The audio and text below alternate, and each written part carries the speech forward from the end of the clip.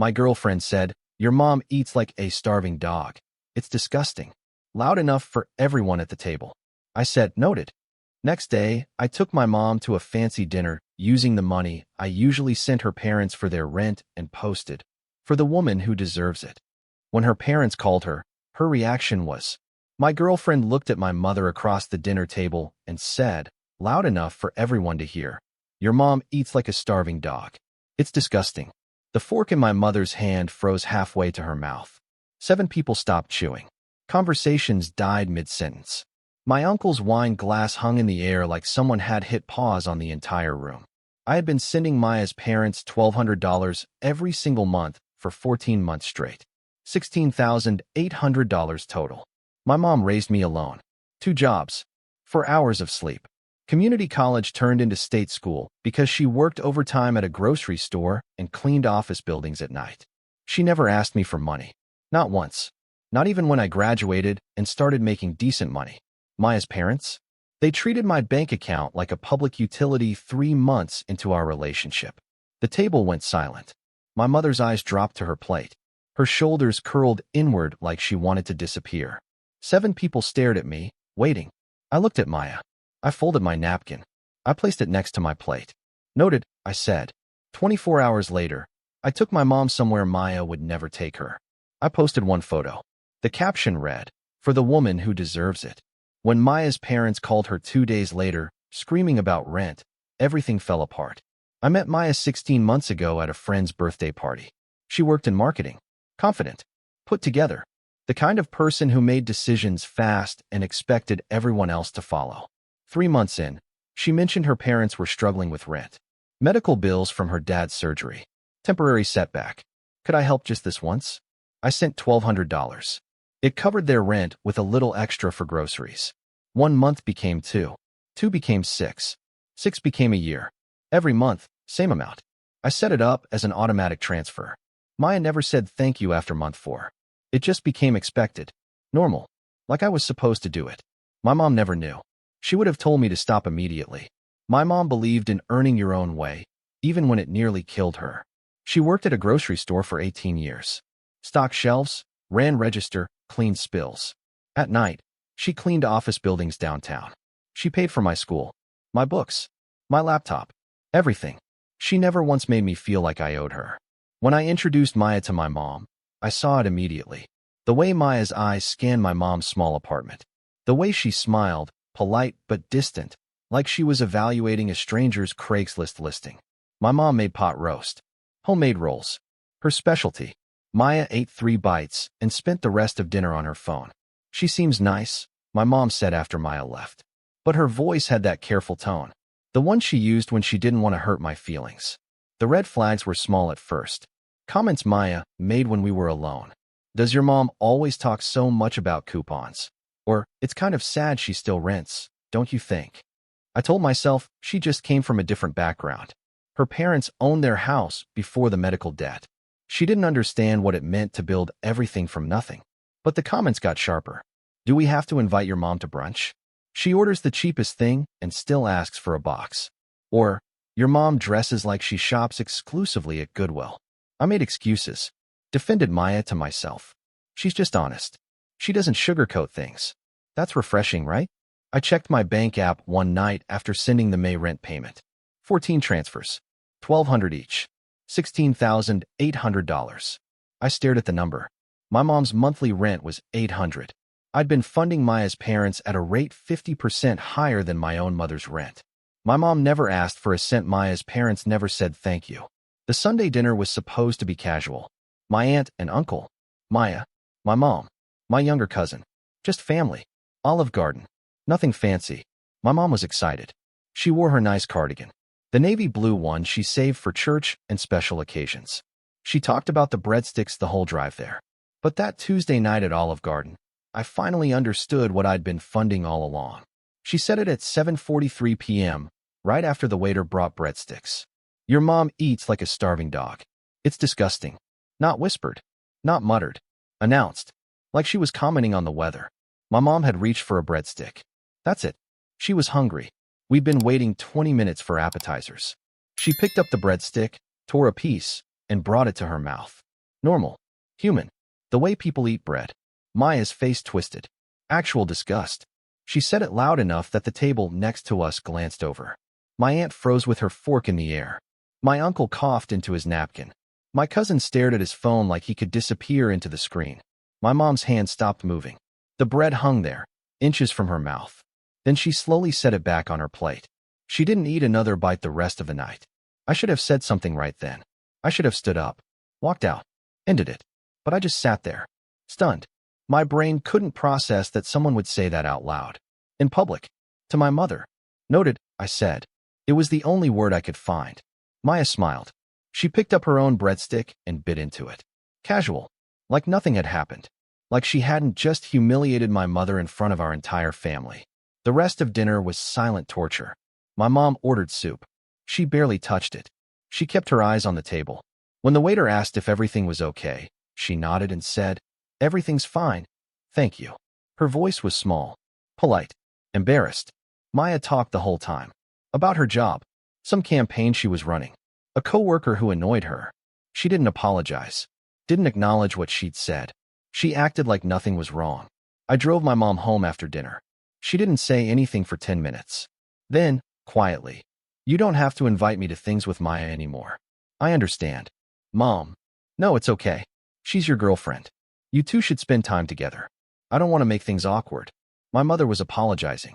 For existing. For eating bread at a family dinner. When I got home, I opened my phone. I went through old messages with Maya.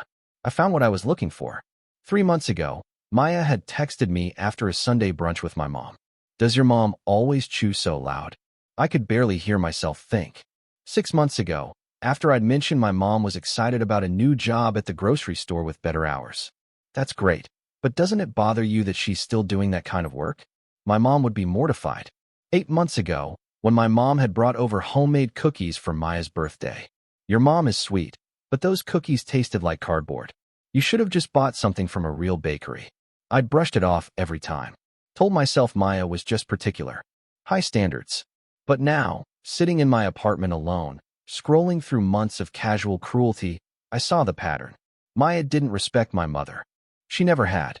She saw my mom as beneath her. Embarrassing. Something to tolerate. I didn't argue. I didn't send angry texts. I opened my bank app instead. The automatic transfer to Maya's parents was scheduled for the 1st of every month. Today was April 28th. 3 days early, but I could still cancel it. I stared at the scheduled payment screen.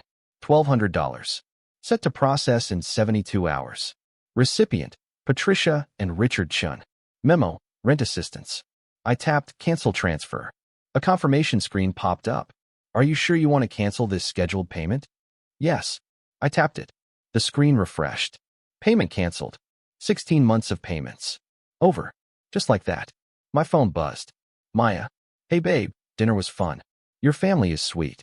Your mom seemed quiet though. Is she okay?" I stared at the message. She was rewriting history in real time. Pretending she hadn't just publicly humiliated my mother. Pretending she cared. I didn't respond. Instead, I called Romano's. The Italian place downtown with the white tablecloths and the prix fixe menu. The place that required reservations 2 weeks out. I'd looked at their menu before, thought about taking my mom for her birthday, but it felt too expensive. Impractical. "Romano's, how can I help you?" "I need a reservation for 2. Tomorrow night, if possible."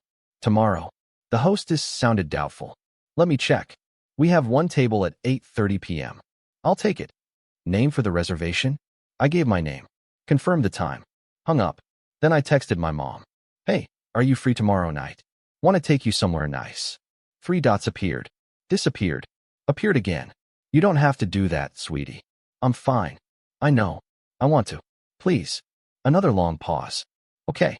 What time?" "I'll pick you up at 8. The next evening, I arrived at my mom's apartment at 7:50.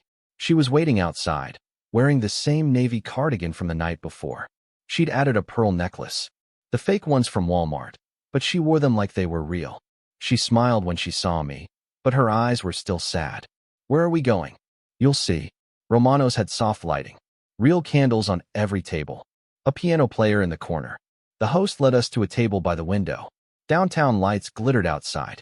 My mom looked around like she'd walked into a museum. "Honey, this is too much." It's not. These prices, Mom. Please, just enjoy it. She ordered the chicken piccata. I ordered the steak. We split a bottle of wine. She talked about work. About the new manager who actually said thank you when employees stayed late. About my cousin's new baby. About the garden she wanted to start on her tiny balcony. She smiled. Real smiles. The kind that reached her eyes. When the check came, I didn't even look at the total. $287.50. I handed the waiter my card. My mom tried to peek at the receipt. I pulled it away. Don't. That's too much. For you? It's not even close to enough. I took a photo of us at the table. My mom's smile. The fancy place setting. The half-empty wine bottle. The warm lighting made everything look golden. Soft. I posted it on Instagram at 9:50 p.m. No tags. No location. Just the photo and one caption. For the woman who deserves it. By 10:30, I had 200 likes. By 11, 500. Comments poured in. This is so sweet. Your mom looks so happy. Best Son Award goes to you. Maya saw it at 11:14 p.m. I watched the notification pop up. Maya liked your photo. Then, 30 seconds later, Maya commented on your photo. Her comment, beautiful. Glad you guys had fun. Red heart. I didn't respond. I just kept watching the likes climb. By midnight, 1,200 people had liked the photo. 89 comments. All positive. All supportive. By 8 a.m. the next morning, Maya's mother was calling me 14 times in a row. Update 1. I didn't answer Patricia Chen's calls. I knew exactly what she wanted. Rent was due May 1st. Today was April 30th. Tomorrow, the $1,200 they'd been expecting wouldn't arrive. The automatic transfer was gone. Cancelled. Deleted. My phone buzzed through breakfast. 14 missed calls. Then the text started. Patricia Chen. Hi dear. I've been trying to reach you. Can you call me when you get a chance? 10 minutes later. It's somewhat urgent. Please call. 20 minutes later. Is everything okay? I'm getting worried. I sipped my coffee. Watched the messages pile up. Said nothing. At 9:15 a.m., Maya called. I answered on the fourth ring. Hey, I said. Calm. Neutral. Why aren't you answering my mom? Her voice was tight. Stressed. I've been busy. She's called you like 15 times. I saw. Silence. I could hear her breathing. Fast. Anxious. She needs to talk to you about something. About rent. Pause. Longer this time. How did you? She stopped. Reset. Look, there's been a mix-up. The payment didn't go through. It didn't mix up. I canceled it. Complete silence. You what? I canceled the automatic transfer. There won't be any more payments. What are you talking about? Her voice went up half an octave. You can't just cancel. My parents are counting on that. They'll have to count on something else. Are you serious right now? She was almost yelling. They need that money. Rent is due tomorrow. Then they should pay it themselves. They can't afford it. You know that. That's why you've been helping. I was helping, I said. Past tense. Why? What happened? Is this about the dinner? I let the silence stretch. You're really going to punish my parents because of one comment? One comment, I repeated. You called my mother disgusting in front of my entire family. Out loud. At a restaurant. I didn't call her disgusting. I said the way she ate was disgusting. Yes, I remember. That's not the same thing. To you, maybe. Oh my God, you're being so dramatic. It was just an observation. And this is just a financial decision. I observed that I've been sending your parents $16,800 over the last 14 months. I observed that my own mother has never asked me for a single dollar. I observed that you've spent over a year treating her like she's beneath you. So I made a new observation. Your parents can find their rent somewhere else. You can't do this. Her voice cracked. They'll get evicted. They're adults. They'll figure it out. My dad just had surgery. They have medical bills. You know this. I do know. I've been covering their rent while they pay those bills. But that was a choice I made when I thought I was dating someone who respected my family. Turns out I was wrong. So you're breaking up with me? I'm stopping the rent payments. Everything else is secondary. This is insane. You're throwing away our relationship over you humiliating my mother in public and never apologizing. Yeah, that tracks. She was crying now. Please. My parents can't lose their apartment. Just give us one more month. We'll figure something out. You've had 14 months to figure something out. Here's what I figured out. I'd rather spend that $1,200 taking my mom to dinner, which I did last night at Romano's. $287. Best money I ever spent. That's what the post was about? You used their rent money to honor the woman who actually deserves it. Yes. You're unbelievable. Noted, I said. Then I hung up. By noon, the Instagram post had 1,800 likes. Friends I hadn't talked to in years were commenting. Your mom raised you right. This is what a good son looks like. Protect the people who protected you. Maya didn't comment again, but I watched her view the post 17 times throughout the day. Her parents' landlord posted a 72-hour notice on May 2nd. Update 2. Maya's younger sister called me on May 3rd. Amber, 23, in grad school. I'd met her twice. I don't know what's going on between you and Maya, she said, but my parents are freaking out. I'm sure they are. They got a late notice from their landlord. They're panicking. My mom is crying. My dad thinks they'll lose the apartment. They might. Silence. Seriously? Her voice went cold. You're really doing this? I'm not doing anything. I stopped doing something. There's a difference. You know they depend on you. They depended on me. They shouldn't have. What did Maya even do? I told her. Verbatim. Every word Maya said at dinner. Long pause. Oh, yeah. That's bad. That's really bad. I thought so. But my parents didn't say that. Why are you punishing them? I'm not punishing anyone. I'm just not funding their life anymore. I was never obligated to in the first place. You've been doing it for over a year. They budgeted around it. That was their mistake. Amber sighed. Look, I get it. Maya screwed up. But my parents are innocent here. Are they? They raised someone who thinks it's okay to publicly humiliate a woman who worked 2 jobs to raise her kid. They clearly didn't teach Maya basic respect. So no, I don't think they're innocent. She hung up on me. 30 minutes later, Maya's dad texted me. First time he'd ever contacted me directly. Richard Chun, we need to talk about the payment situation. This is affecting my family's housing stability. Me, I understand. You'll need to make other arrangements. Richard Chun, we had an agreement. Me, no, we had a pattern. Patterns can be broken. Richard Chun, this is incredibly disrespectful. After everything we've shared with you. I stared at that message. Everything they'd shared with me. I tried to remember a single conversation. A single meal where they asked about me. About my work. About my life. I came up empty. Me. You shared your financial problems. I shared my money. That transaction is over. Richard Chun, Maya said you're upset about some comment. Couples fight. You work through it. You don't dismantle family support over a disagreement. Me. Your daughter called my mother disgusting. In public. In front of witnesses. That's not a disagreement. That's a deal breaker. He didn't respond. Maya posted a vague story on Instagram that night. Sometimes you find out people aren't who you thought they were. Loyalty matters. Family matters. Some people forget that. The comments section lit up immediately, but not the way she expected. Didn't your boyfriend just post that sweet photo with his mom? Girl, what happened? Context. Someone who'd been at the Olive Garden dinner commented. My cousin's girlfriend. Maybe don't insult someone's mom and expect their wallet to stay open. Maya deleted the story within an hour. But screenshots lived forever. 3 people had already sent them to me. By May 5th, mutual friends started choosing sides. Our group chat went quiet. Then someone created a new group chat without Maya. Sarah, a friend from college, DM'd me. I always thought she was kind of mean. Glad you finally saw it. The social collapse was faster than I expected. But I still wasn't done. Update 3. Maya showed up at my apartment on May 7th. Unannounced. Crying. I opened the door. She stood there, mascara running, holding her phone. Can we please talk? We've talked. No, we haven't. Not really. You've just made decisions, and I've been scrambling to deal with the fallout. I stepped back. Let her in. She sat on my couch. I stayed standing. My parents might lose their apartment, she said. They're looking at eviction. They have 30 days to come up with 3 months' rent plus late fees. That's over $4,000. They don't have it. That's unfortunate. Unfortunate. That's all you have to say. What do you want me to say, Maya? I want you to understand you're destroying my family. I'm not destroying anything. I'm just not preventing destruction anymore. There's a difference. She wiped her eyes. I'm sorry. Okay.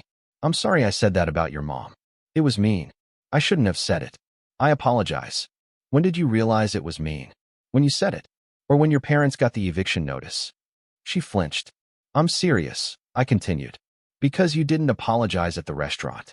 You didn't apologize the next day. You didn't apologize when I told you I was stopping the payments. You're apologizing now. 6 days later. After consequences. I didn't think you'd actually go through with it. That's the problem. You thought I wouldn't enforce a boundary. You thought you could say whatever you wanted, and I'd just keep paying your parents' rent. You thought my mom's dignity was worth less than $1,200 a month. That's not fair. I pulled out my phone, opened my bank app, showed her the screen. 14 transfers. $1,200 each. $16,800. That's what I've sent your parents. Here's what my mom has asked me for. I swiped to a different screen. My transaction history with my mom. Empty except for one thing. A Venmo request from 8 months ago. $25. With the note, for the pizza you bought last week. Pay me back when you can. I'd sent 50. She'd sent 25 back. Maya stared at the screens. Your parents have taken almost $17,000 from me. My mom tried to pay me back for pizza. Do you see the difference? My parents needed help. So did my mom. Every day of my childhood. She never asked. She just worked. 2 jobs. 80-hour weeks. So I could go to college. So I could have a future. And you called her disgusting. I was just honest, observant, speaking your mind. I put my phone away. Those are the excuses you used before. They don't work anymore. She stood up. So that's it. We're done. We were done at 7:43 p.m. on April 27th. You just didn't realize it yet. You're really going to throw away everything over one mistake. It wasn't one mistake. It was 16 months of small cruelties that I ignored. The comment at dinner was just loud enough that I couldn't pretend anymore. She walked to the door, stopped, turned around. You'll regret this. I already regret something, I said. $16,800 worth of something. But ending this? No, I don't think I'll regret that at all. She slammed the door on her way out. I sat down, opened Instagram. The photo of my mom was still getting likes. 2,300 now. Comments kept coming. Someone had tagged their mom. This is the kind of son I hope I raised. My mom commented, I love you, sweetheart. Thank you for a beautiful night. I smiled. First real smile in a week. Worth every penny. Maya's parents moved out of their apartment on May 28th. Not evicted, technically. They left before it got that far. Found something cheaper. A 1-bedroom 40 minutes outside the city. Amber posted about it vaguely. New beginnings for the fam. Maya's social media went quiet. No posts. No stories. Just silence. A mutual friend told me she'd moved back in with her parents. To help them get settled, officially. But really because she couldn't afford her own place anymore. She'd been splitting rent with a roommate who moved out, and without someone to cover half, she was stuck. The irony wasn't lost on me. Sarah, my friend from college, sent me screenshots. Maya had tried to start a GoFundMe. Help my family avoid homelessness. The description painted me as a vindictive ex who'd abandoned a vulnerable family in crisis. She didn't mention what she'd said about my mom. Didn't include that context. The GoFundMe lasted 6 hours. Someone from the Olive Garden dinner, my aunt's friend, commented with the full story. Word for word. What Maya said. How she said it. In front of witnesses. The comments section turned on Maya immediately. So you publicly humiliated his mother and expected him to keep paying your bills. This isn't homelessness. This is consequences. Maybe teach your daughter to respect the people funding your life. Maya deleted it. 3 weeks after the Olive Garden dinner, my mom called me. I saw that girl. Maya. At the grocery store.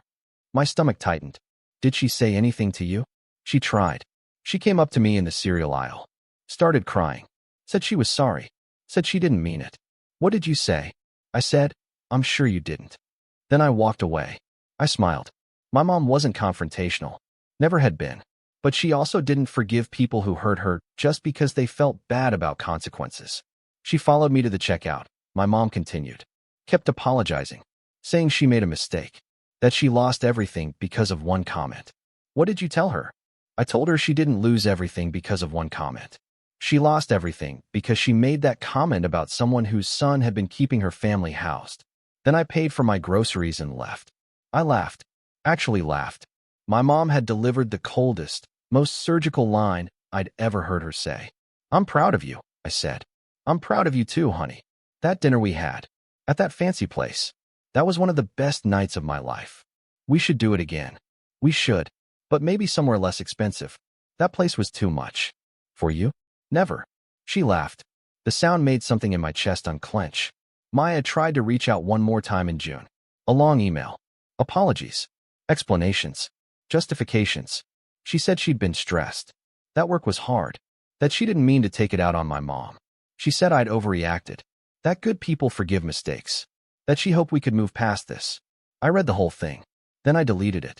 No response needed. By July, she'd disappeared from my social media entirely. Unfollowed everyone we had in common. Blocked me first, which was fine. I'd already blocked her number. The last I heard, she was working remotely.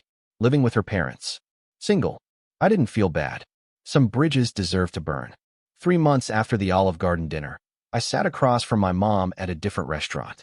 Nothing fancy this time. A local Thai place she loved. $12 pad Thai. $5 spring rolls. She ordered extra and packed half to take home. You seem lighter, she said. Lighter. Like you're not carrying something heavy anymore. She was right. The last 3 months had been the freest I'd felt in over a year. No automatic transfers. No guilt about not doing enough. No walking on eggshells around someone who saw my family as beneath her. I feel good, I admitted. Good. She smiled. Squeezed my hand across the table. You deserve to feel good. My bank account had recovered. $1,200 a month added up fast. I'd saved almost $4,000 already. I used $500 to take my mom to a concert she'd wanted to see. A band from the 80s she loved. Nosebleed seats, but she cried when they played her favorite song. I used $300 to fix her car. The brake light that had been out for months.